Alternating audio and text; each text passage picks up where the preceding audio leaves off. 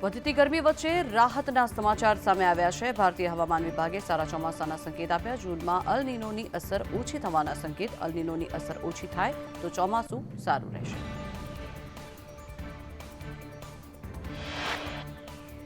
એપ્રિલના અંત સુધીમાં આઈએમડી આપશે ચોમાસાનું પૂર્વાનુમાન। દક્ષિણ પશ્ચિમનો વરસાદ સારો રહેવાની શક્યતા। 2023માં અલ નીનોને કારણે સામાન્ય કરતાં ઓછો વરસાદ થયો હતો। રાજ્યમાં 5 દિવસ ગરમી રહેશે યથાવત। 5 દિવસ બાદ 10 અને 11 એપ્રિલે કમોસમી વરસાદની આગાહી। મધ્ય અને ઉત્તર ગુજરાતમાં થઈ શકે છે મોત। રાજ્યમાં ગરમીનો પ્રકોપ યથાવત। મોટાભાગના શહેરોમાં તાપમાન 37 ડિગ્રીને પાર। 3 શહેરોમાં તાપમાન 39 ડિગ્રીને પાર પહોંચ્યું। સૌથી વધુ તાપમાન કેશોદમાં 39.4 ડિગ્રી નોંધાયું। અમરેલી અને મહુવામાં 39.2 ડિગ્રી તાપમાન। અમદાવાદમાં 37.4 અને રાજકોટમાં 38.4 ડિગ્રી તાપમાન। વડોદરામાં 37.4, સુરતમાં 37.2 ડિગ્રી તાપમાન નોંધાયું। વડોદરામાં સિઝનલ ફ્લૂથી વૃદ્ધાનું મોત થયું। વૃદ્ધાને તાવ, શરદી, ખાંસી અને શ્વાસ લેવામાં તકલીફ હતી। ગોત્રી હોસ્પિટલમાં સિઝનલ ફ્લૂના નોંધાયા વધુ 2 દર્દીઓ। ભરૂચ અને છોટાઉદેપુરના 2 દર્દીઓ હાલ સારવાર હેઠળ। લા પિનોઝ પિઝાની કેક ખાતા પહેલા સાવધાન થઈ જજો। ચીખલીના થાલા ગામે ફૂગવાળી કેક ગ્રાહકને આપવામાં આવી। ગ્રાહકે કેક ખોલતા જ ફૂગ દેખાતા રજૂઆત કરી। કર્મચારીએ ભૂલથી કેક આપી હોવાનું ગ્રાહકને જણાવ્યું। ભાવનગરના તળાજા નજીક અકસ્માતમાં એકનું મોત થયું। નેશનલ હાઈવે પર પુલ ઉપરથી ટ્રક નીચે ખાબક્યો। ટ્રક ચાલકનું ઘટના સ્થળે જ કરુણ મોત થયું। નેશનલ હાઈવે બ્લોક થતાં પોલીસે રસ્તો ખુલ્લો કરાવ્યો। ગુજરાત ભાજપના ઉમેદવારો 18 અને 19 એપ્રિલે ફોર્મ ભરશે। ત્રીજા તબક્કા માટેનું નોટિફિકેશન 12 એપ્રિલે જાહેર થશે। 20 એપ્રિલ સુધી ભરી શકાશે ઉમેદવારી ફોર્મ। 17 એપ્રિલે રામનવમીની રજા બાદ ઉમેદવારો ફોર્મ ભરશે। લોકસભા અને વિધાનસભાની પેટા ચૂંટણી માટે ફોર્મ ભરાશે। વલસાડમાં ભાજપના ઉમેદવાર સામે રોષ યથાવત। ધવલ પટેલ સામે અનેક ગામોમાં પોસ્ટર્સ લાગ્યા। વલસાડના સ્થાનિક ઉમેદવાર ન હોવાથી ભારે રોષ। વલસાડમાં ભાજપે કોંગ્રેસ પર મૂક્યો પોસ્ટર્સ લગાવવાનો આક્ષેપ। જીતુ ચૌધરીએ કહ્યું કોંગ્રેસ ભ્રામક વાતો ફેલાવે છે। અનંત પટેલે કહ્યું કે ભાજપમાં આંતરિક રોષ ખુલ્લો પડ્યો છે। ભાજપ દોષનો ટોપલો કોંગ્રેસ પર ઢોળે છે। સતત ચાલી રહેલા વિરોધ વચ્ચે પરસોત્તમ રૂપાલાએ ચૂંટણીનું ફોર્મ ભરવાની તૈયારી કરી। 1-2 દિવસમાં ફોર્મ ભરવાની તારીખ જાહેર કરવામાં આવશે। પાઘડી બંધ થઈને કાર્યકરોને આવવા માટે આહવાન કરાયું। આજે રાજકોટમાં ક્ષત્રિય સમાજ પુરુષોત્તમ રૂપાલાના વિરોધમાં રેલી કાઢશે। ક્ષત્રિય સમાજની કોર કમિટીની બેઠક મળશે। આગામી રણનીતિ મુદ્દે ચર્ચા થશે।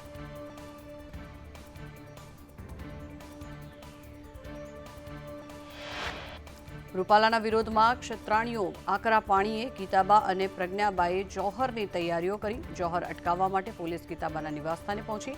રૂપાલાની ટિકિટ રદ નહીં કરાતા ક્ષત્રિયોમાં ભારે રોષ। પદ્મિનીબા વાળાએ રૂપાલાની ટિકિટ રદ કરવા માટે ભાજપને આપેલું 48 કલાકનું અલ્ટિમેટમ પૂર્ણ થયું। હવે ક્ષત્રિય સમાજ આગામી રણનીતિ ઘડશે। શનિવારે રાજકોટમાં ક્ષત્રિય સમાજની રેલીનું આયોજન। પ્રજ્ઞાબાની જોહરની તૈયારી પર પરેશ ધાનાણીએ ટ્વીટ કરીને કહ્યું કે હે શક્તિ તમે શાંત રહેજો। જ્યારે જ્યારે રાજ દરબારમાં દ્રૌપદીના દામન દુભાય છે ત્યારે ત્યારે મહાભારતના યુદ્ધ થાય છે। પરેશ ધાનાણીએ કહ્યું 18 વર્ણ હવે એક સૂર થઈએ। બેન દીકરીઓની લાજ બચાવીએ। નવા મહાભારત પર રોક લગાવીએ। આપણા ભારતને મહાન બનાવીએ। ક્ષત્રિય અગ્રણી પદ્મિનીબા વાળાની ધાકધમકી આપતી એક જૂની ઓડિયો ક્લિપ વાયરલ થઈ। ઓડિયોમાં અનુસૂચિત જાતિને સંબોધીને બોલતા પદ્મિનીબાએ કહ્યું અમે દરબાર છીએ। અનુસૂચિત જાતિના વ્યક્તિને સંબોધીને પદ્મિનીબાએ કહ્યું કે અમારી સરખામણી હવે સફાઈ કામદારો કરવા લાગ્યા છે। કડી પહેરનારા સાફા બાંધી દીકરીઓ લઈ જવા માટે તૈયાર થયા છે। પદ્મિનીબા વાળાની વાયરલ થયેલી ઓડિયો ક્લિપ જૂની છે। આ મામલે સુરેન્દ્રનગરના લીંબડી પોલીસ સ્ટેશનમાં વર્ષ 2022માં ફરિયાદ નોંધાઈ। બાદમાં આ કેસમાં બંને પક્ષે સમાધાન થયું હતું। ક્ષત્રિય સમાજના આંદોલનને રાષ્ટ્રીય સ્તરે લઈ જવાની જવાબદારી ઉત્તેલિયા રાજવીને સોંપવામાં આવી છે। કરણી સેનાના અધ્યક્ષ મહિપાલસિંહ મકરાણા ગુજરાત આવશે। દેશભરમાંથી રાજવીઓને ગુજરાત આવવા માટે આમંત્રણ। ક્ષત્રિય અગ્રણીઓ બાદ બેઠક બાદ ઉત્તેલિયા સ્ટેટના યુવરાજ ભગીરથસિંહ વાઘેલાએ કહ્યું કે રૂપાલાની ટિકિટ રદ કરવામાં આવે। તમામ રાજવી એક મંચ પર આવશે। અમારે હવે અંત સુધી લડવાનું છે। ઉતેલિયા સ્ટેટના યુવરાજ ભગીરથસિંહે સરકારને અલ્ટિમેટમ આપતા કહ્યું કે આ હવે આર અને પારની લડાઈ થઈ ગઈ છે. દરેક સમાજ અમારી સાથે જોડાઈ રહ્યો છે. આંદોલન બાદ પછી અમારી કોઈ જ જવાબદારી રહેશે નહીં. વડોદરામાં ક્ષત્રિય સમાજ અગ્રણી મહેન્દ્રસિંહ રાઠોડનું નિવેદન એક જ વ્યક્તિને કારણે થઈને આખો સમાજ નારાજ છે. મોદીજી ચૈત્ર નવરાત્રિમાં નક્કર નિર્ણય લેશે. અમારી બહેન બેટીઓ આજે અનશન પર. વધુમાં મહેન્દ્રસિંહે કહ્યું કે બીજી તરફ કોંગ્રેસે ક્ષત્રિય કાર્ડ રમી કાઢ્યું છે. બે બિલાડીઓ વચ્ચે વાંદરો ફાવી જશે. ભાજપ નિર્ણય નહીં લે તો ક્ષત્રિય રાજ ચાલશે. ભાજપની ભૂલનો ફાયદો કોંગ્રેસને મળશે. રાજકોટ સહકારી અગ્રણીની ક્ષત્રિયોના સમર્થનમાં પોસ્ટ. પુરુષોત્તમ પીપળિયાએ એફબી પર પોસ્ટ કરી કે હું ક્ષત્રિય સમાજની લાગણીનું સન્માન કરું છું. હું ક્ષત્રિય સમાજની બહેનોને ટેકો જાહેર કરું છું. બોરસદમાં ક્ષત્રિય સમાજ દ્વારા રેલી કાઢીને વિરોધ નોંધાવવામાં આવ્યો. રેલી કાઢી મામલતદારને આવેદનપત્ર પાઠવવામાં આવ્યું. મોટી સંખ્યામાં ક્ષત્રિયોએ સૂત્રોચ્ચાર કર્યા. રૂપાલાને હટાવવાની માંગ પર ક્ષત્રિયો અડગ. આણંદના તારાપુર તાલુકામાં ક્ષત્રિય રાજપૂત સમાજ દ્વારા મામલતદારને આવેદનપત્ર આપવામાં આવ્યું. રૂપાલાની ટિકિટ રદ કરવાની માંગ. સતલાસણામાં રૂપાલા સામે ક્ષત્રિય સમાજમાં રોષ રેલી યોજીને મામલતદારને આવેદનપત્ર આપ્યું. રૂપાલાની ટિકિટ રદ કરવા માટે સમાજની માંગ. ચુસ્ત પોલીસ બંદોબસ્ત ગોઠવવામાં આવ્યો. ધોરાજીમાં ક્ષત્રિય સમાજ દ્વારા રૂપાલાની ટિપ્પણી આપ્યા બાદ ક્ષત્રિય સમાજ રોષ ભરાયો છે અને રૂપાલાની ટિકિટ રદ કરવાની માંગ સાથે આવેદનપત્ર પ્રાંત કચેરીએ આપ્યું છે.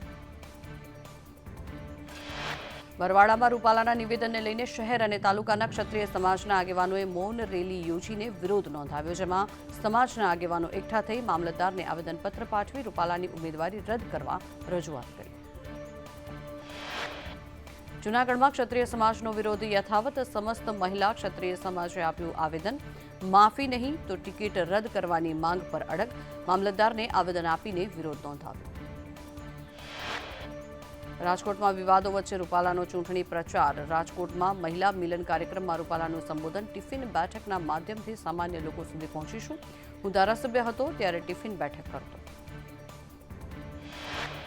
વધુમાં રૂપાલાએ કહ્યું કે સીએમ તરીકે નરેન્દ્ર મોદીએ બહેનોની ચિંતા કરી હતી. પીએમએ ડિફેન્સ સ્કૂલ દેશની દીકરીઓ માટે ખોલી. ધાત્રી માતાઓને પોષણ આપવા માટે પીએમ મોદીએ યોજના બનાવી. મહિલાઓને સરખે સરખી ભાગીદારી બનાવી.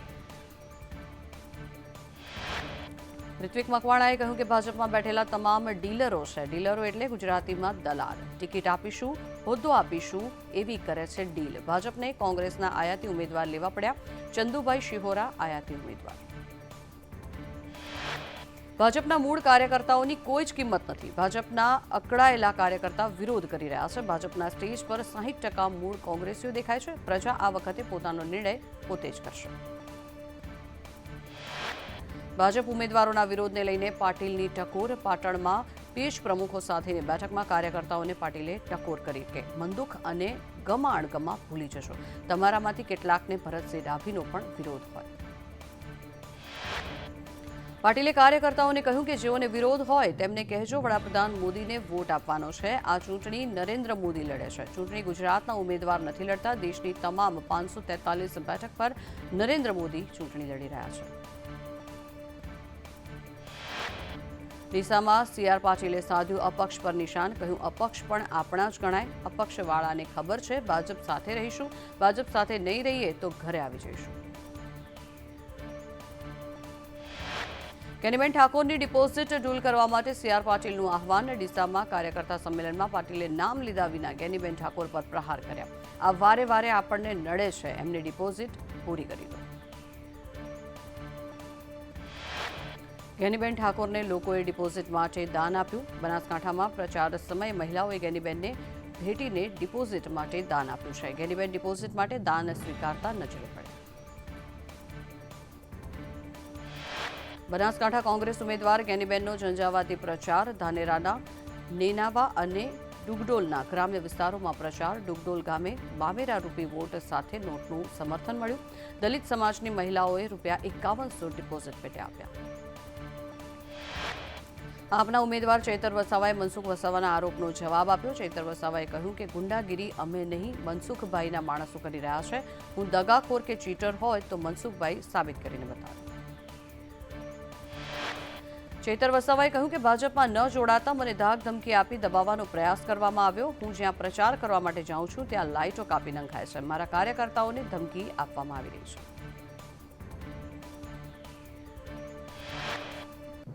ભાજપના કાર્યકરોને લઈને કોંગ્રેસ નેતાનો કટાક્ષ. મુમતાઝે કહ્યું કે હવે કોંગ્રેસગ્રસ્ત ભાજપ થઈ રહ્યું છે. ભાજપના કર્મનિષ્ઠ કાર્યકર્તાઓ માટે દુઃખ વ્યક્ત કર્યું.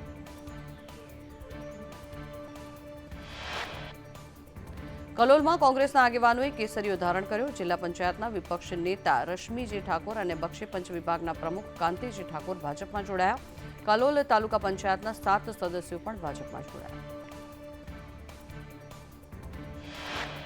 મહેસાણા કોંગ્રેસમાં ભડકો. કોંગ્રેસમાં આંતરિક વિખવાદને લઈને યુથ કોંગ્રેસ પ્રમુખ હિતેશ રાયકાને રાજીનામું ધરી દીધું. ઉપપ્રમુખ હર્ષદ રાવલે પણ આપ્યું રાજીનામું.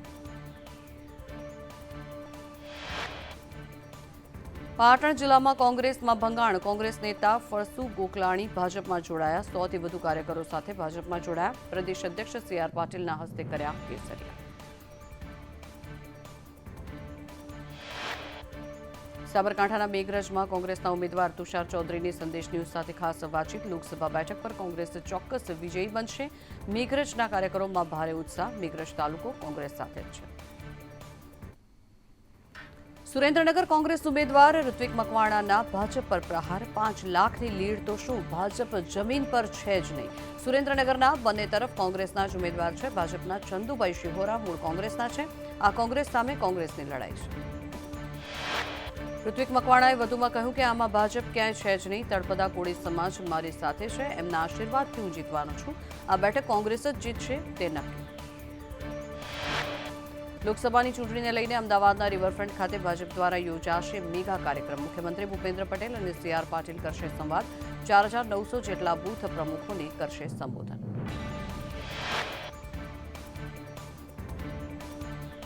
રાજસ્થાનના ચૂરુમાં વડાપ્રધાન નરેન્દ્ર મોદીએ ચૂંટણી પ્રચારનો શંખનાદ ફૂંક્યો.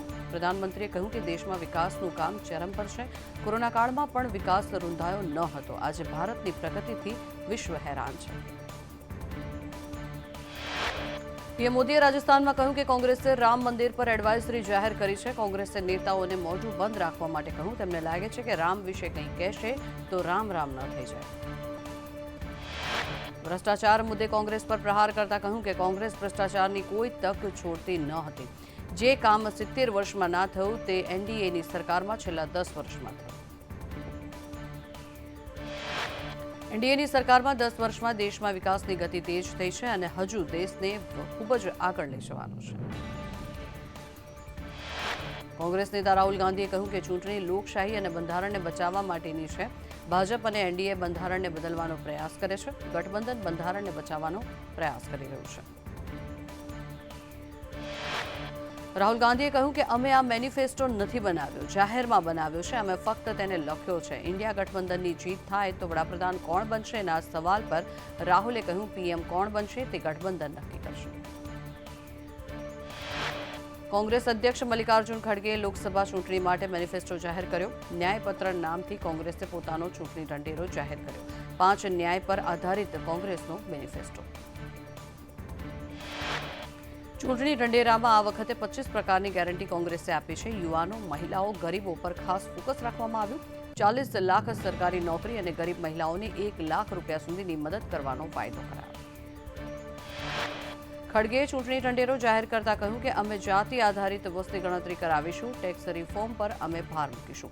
ઇન્ડસ્ટ્રી અને ઇન્ફ્રાસ્ટ્રક્ચરના પર ખાસ ફોકસ મૂકવામાં આવશે. કોંગ્રેસ અધ્યક્ષે કહ્યું કે કોંગ્રેસ પૂર્વોત્તર ભારત પર ખાસ ધ્યાન આપશે. કોંગ્રેસે ખેડૂતોને MSPની ખાતરી આપી છે. મનરેગામાં ઓછામાં ઓછા ₹400 પ્રતિ દિવસની ગેરંટી પણ આપવામાં આવી છે. લોકસભાની ચૂંટણીને લઈને કોંગ્રેસના અધ્યક્ષ મલ્લિકાર્જુન ખડગેએ ન્યાયપત્ર નામથી મેનિફેસ્ટો જાહેર કર્યો. કોંગ્રેસના મેનિફેસ્ટોમાં 5 ન્યાય અને 25 ગેરંટીનો ઉલ્લેખ કરાયો છે. કોંગ્રેસ ચૂંટણી ઢંઢેરો જાહેર કરતી વખતે સંબોધનમાં ખડગેએ કહ્યું કે કોઈ લોકો તાળી નથી પાડી રહ્યા. ખડગેની ટકોર બાદ હોલ તાળીઓથી ગુંજી ઉઠ્યો.